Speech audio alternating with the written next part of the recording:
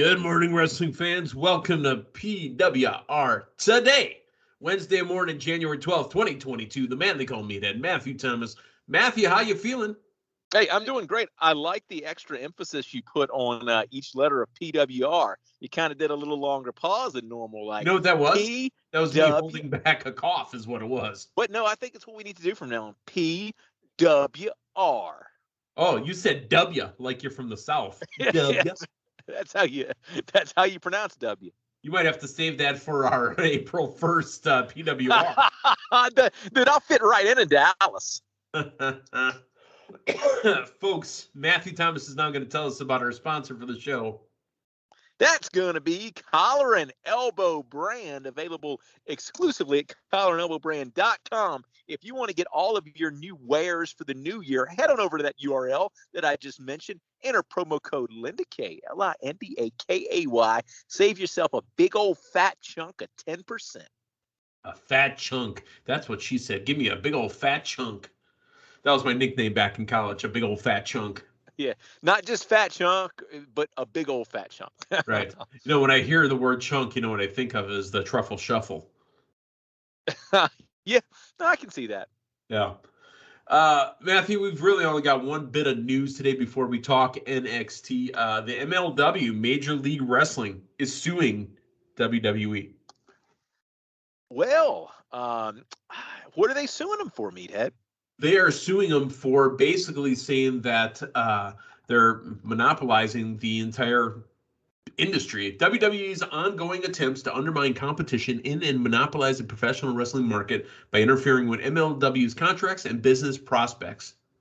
I don't know, man. That's going to be an interesting case they're going to have to make. MLW's announcement on the lawsuit included the following allegations against WWE, noting that WWE has pressured third parties to abandon contracts and prospective relationships with MLW, including a major streaming deal. It was also alleged that in early 2021, a then WWE executive warned Vice TV that WWE chairman and Vince McMahon was pissed that Vice was airing MLW programming and that Vice would stop working with the promotion. What programming does WWE have on Vice? None. I mean, now, outside Vice has Dark Side of the Ring, but that is not produced by WWE. And let me ask you this, man. Wouldn't you be able to make a much stronger case for this, say 2017 or 2018, before another promotion has taken off and really given the industry head-to-head competition? Maybe. But to be honest, the way I look at it is, you know what? I bet you some of their allegations are legitimate. Yeah. They're not going to win anything in this lawsuit. However, WWE probably thinks that they wouldn't be able to push around AEW and think that, you know what? I'm so pissed off, I'm going to pick on MLW. Yeah. It's interesting. And I mean, honestly, after you saw, man, what's WWE's lawyer that we saw earlier this year in Dark Side of the Ring? I don't know how well they're going to fare with him. Yeah, I don't know.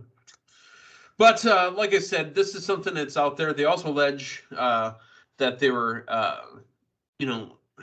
going to air content. Regarding the Knicks streaming deal, it was Chuck Carroll of CBS Sports that noted that the lawsuits against WWE, Stephanie McMahon managed to end the MLW's deal with the Tubi streaming service last year. Now, Tubi is owned by Fox. Remember, Fox has WWE business. Apparently, McMahon alleged that Fox will lose WWE's business or preferred content if Tubi does not acquiesce to WWE's demand. I can understand. You know what? That doesn't sound out of the realm of something WWE would do. Yeah. That's corporate bullying, is what it is.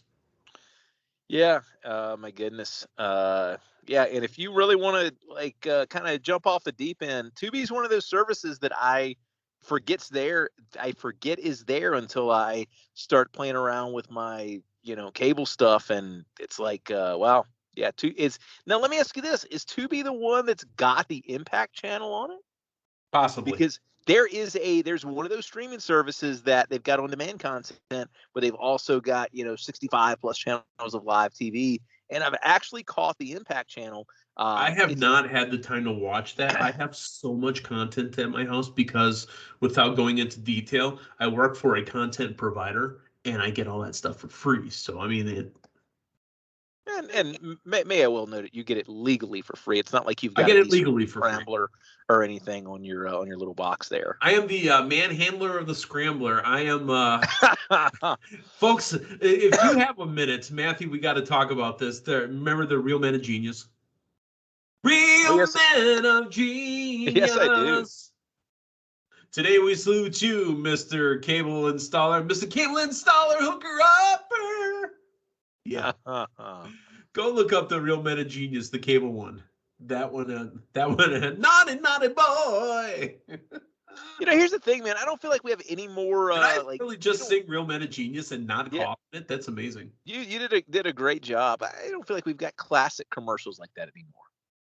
No, but the Super Bowl is where we used to see a lot of those, and we don't even get that the Super Bowl half the time. We get political ads, we get rehashed ads. You get the "what's that" guys. I want the Budweiser frogs again, man. What did the Budweiser frogs say? Budweiser, right? Yeah, I've never been a Budweiser guy. Again, we're from Milwaukee, sir. We don't same this water. Yep. All right, but anyway. MLW, I don't see anything coming of it. However, if they fight it long enough, they could end up dragging out some of WWE's dirt. Yeah, it'll be interesting to see where this goes, and we'll definitely keep you, the listener, up to date on any late breaking news. Hey, if this thing goes it goes a little bit further, me and you might have to, pack up and go whatever courtroom they have it in, and then we'll have to decide which one of us is the better drawer, and we can draw some courtroom pictures. That's the theme song too, don't you? That's the People's Court, right? Damn right. So we need to call Judge Wagner. What? Speaking of which, I gotta keep. Where's Rusty? I gotta keep my eyes on this PWR draft here, because if the cheating of if the accounting firm, the accounting firm was the word I was looking for, of Dewey, Cheatham and Howe, if they manage to screw me out of this draft, man, that might be where I have to take it to, is the People's Court, man. This would be a television court matter. Well, I mean, you could also go to the Purd's Court, with Judge Herb Purdley. Yeah, remember, he's not a judge. I got my options. I might have to call in Drew Badala as Indiana. Is like a character witness or something. There we go. Let's talk NXT from last night before I started going Real Men of Genius. Bron Breakker starts the show off. Basically says thank you to Grandpa Ciampa, and he's going to be the face of the company. He said, you guys don't know this, but Ciampa went over and said hi to my dad, who was sitting ringside to watch my first match ever. Say his name already. Yeah, his dad, who still doesn't have a name. Right. Say his damn dad's name. My father. Oh, he's in a recliner. Yeah. Well, he's not a puppy anymore. Woof, woof, woof. Oh my god! It's just getting silly at this point. I mean, I think they're picking on me. They're just trying to do it on purpose. Yeah. All right, but anyway, he says that, look, if you want a shot, make sure you come out and take a shot at me. And here comes Santos Escobar, Matthew. Yeah, this was a really solid match to open up the show. That's one thing with NXT last night. We had some really good wrestling on we had a story finish here too. Yeah, on the program here, and I think this was a good match to kick the show off. Santos Escobar defeats Zion Quinn when he gets a low blow to the cojones by Elektra Lopez. Right in the huevos.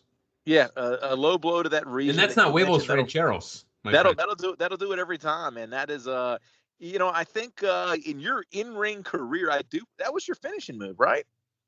It's funny you say that, because back in my in-ring career, and you mean by playing on the N64, right? Or the S or Super NES, but when I was playing No Mercy, yes, that was my move, and I always had a ringing bell, ding ding.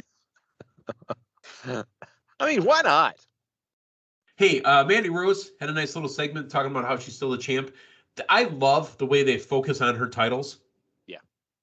And her belt too. I mean, it's just the best. Well, and here's the thing too. They're doing a good job, with these vignettes, the weeks that she's not there, man, they are presenting Keeping her on her. TV. Yeah, they're presenting her more like a champion than pretty much any other WWE product. If you go back to the traditional sense of champion representation, you go back to like NWA, mid 80s. Ric Flair is not wrestling every week. He might be there with the promo, but you're keeping your champion. Ric Flair was flying across the country doing house shows elsewhere, making money. Yeah, you've got your champion on TV, but not necessarily. It was a big deal when he showed up to TV. Right, and Mandy Rose, when she showed up at the pay-per-view or the event they had that was not pay-per-view, that was not on Peacock. Yeah, she comes in a chopper, a la Ric Flair. So they're doing a great job on her presentation. Cameron Grimes defeats Damon Kempt. Cameron Grimes says he's gonna go in 2020 to the moon. I want to see something to kind of re-engage. He looks a lot smaller with that shaving that he's had. Yeah, he shaved down. He doesn't look as impressive. Yeah, I want to see something to re-engage Cameron Grimes here. This was basically a match with an enhancement talent to give him a quick win, but he had his no pun intended meteoric rise last year as he ascended to the moon. So much of last year was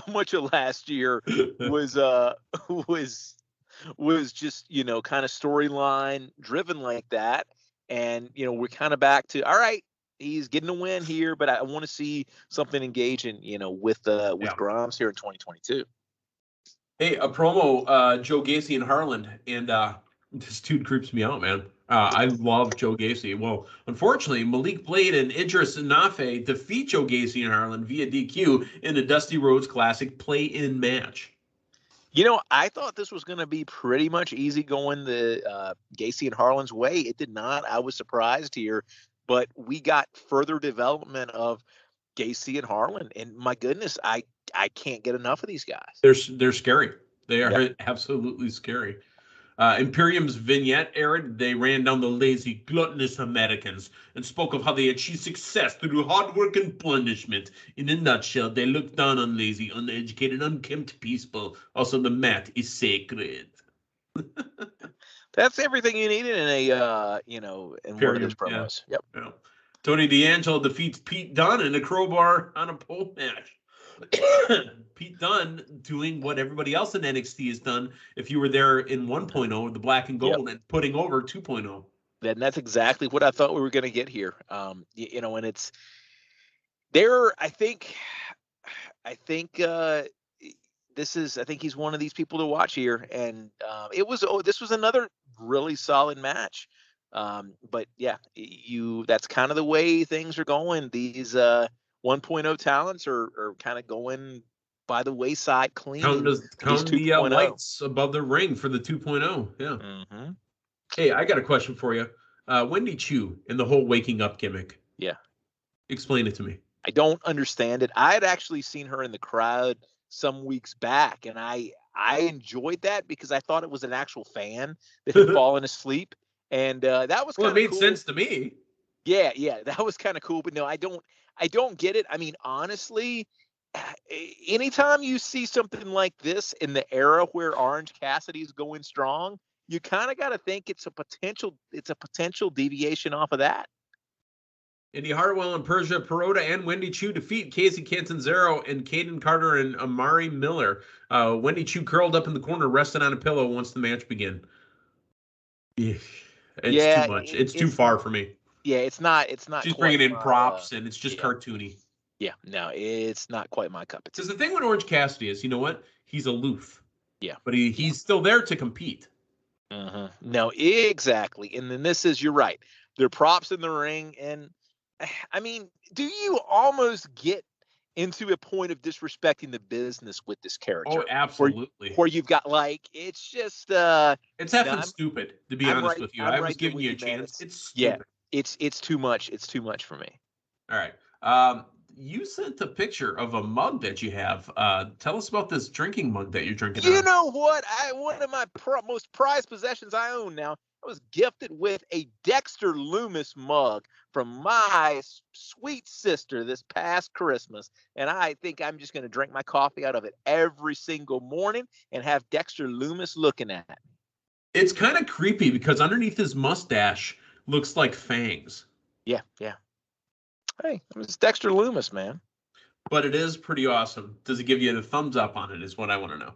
I give the thumbs up to the mug because it keeps my coffee nice and warm, and I just need to find out if it's dishwasher safe or not.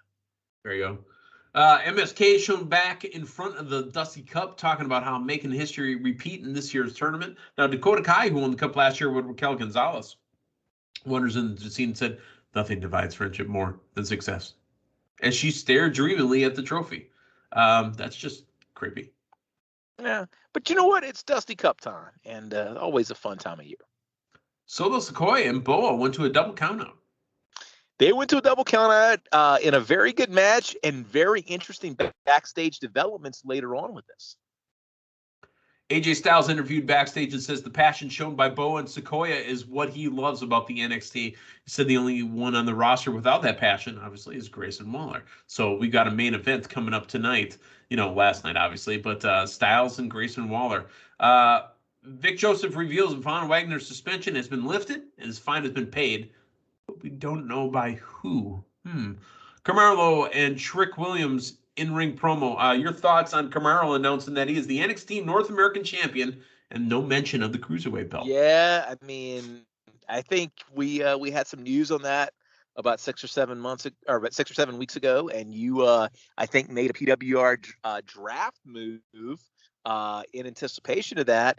But yeah, looks like Cruiserweight title is no more. And just I got to take a second and just kind of say what a letdown that whole run was, man. I mean, there was all this hopes from Talk about when they brought it up with the purple ropes. Yep, when they brought back the Cruiserweight division, and I think a lot of our minds went back to the glory days of WCW Cruiserweight division, and we saw nothing close to that. No. It does make me think of people like the Brian Kendrick. Unfortunately, it makes me think of Jack Gallagher. Yeah. Jack ended up being kind of a creep. But they had 205 Live and they put a weight restriction on it. But here's the thing, man, and you can correct me if I'm wrong. 205 Live is still going on, I believe. Technically, but yeah, why? I have no idea. I mean, there's no title anymore, but right? They have a TV deal. maybe that's our homework this week is to watch 205 Live. I can't do it. I'm sorry. AJ Styles defeats Grayson Waller in the main event of NXT last night, and really the story that we get at the end is that AJ Styles says, "I have a friend that would also like to talk to you," and it's still garbage music, still technically a garbage name, but he is L.A. Knight. Yeah. But a non-garbage pop, and as confused as I've been about this entire Grayson Waller storyline, about what we're seeing week after week, I mean, this very well could be why we've got it. So you get the payoff of having this guy defeated by, L.A. Knight, and I think to a certain extent, there's a sentiment with Grayson Waller of why do we see this guy so much on our TV week after week, and not just our TV on one show, our TV on multiple shows. And honestly, maybe the end game here is for LA Knight to defeat this guy, and LA Knight comes out, kind of being that hero there to. But LA Knight up against Bron Breakker. Let me get some main events out of it. Yeah, no, and that's a main event in the making, and so I feel really good coming out of this NXT about the potential future of LA Knight in that brand. Yeah. Dummy, yeah. I miss Eli Drake. You know what? I know we got LA Knight now, but I miss Eli Drake. I know, I do too. And it's like it's right there, kind of just on the tip, because it's like them telling us that they don't know who Bron Breakker's dad is or what his name is. And you look at it, the cadence and the syllables of Eli Drake and LA Knight. I mean, it's done intentionally. Yeah. It's done intentionally. And I mean, you got to think you can come up with other tri-syllable names that that are not LA Knight that probably have a better ring to them. Absolutely. Well, what's going to have a great ring to us is tonight we got AEW Dynamite. Dynamite! Airing on the mothership on TBS. Matthew, any thoughts or predictions for tonight? I predict that my DVR is going to catch it because I've reprogrammed my DVR to record Dynamite on TV. Yeah. So thank you, by the way, for sending out the little reminder to us at a PWR today. I checked it 4 times, and then when you sent the reminder, I checked it a 5th to make sure. Hey, that you can never be too careful. That's all right. Well, that's the end of the program here. That's a crisp, clean 20 for Wednesday morning. For Matthew Thomas, the man they call me today, hey, thanks for stopping by. We'll talk to you tomorrow morning. So long, everyone.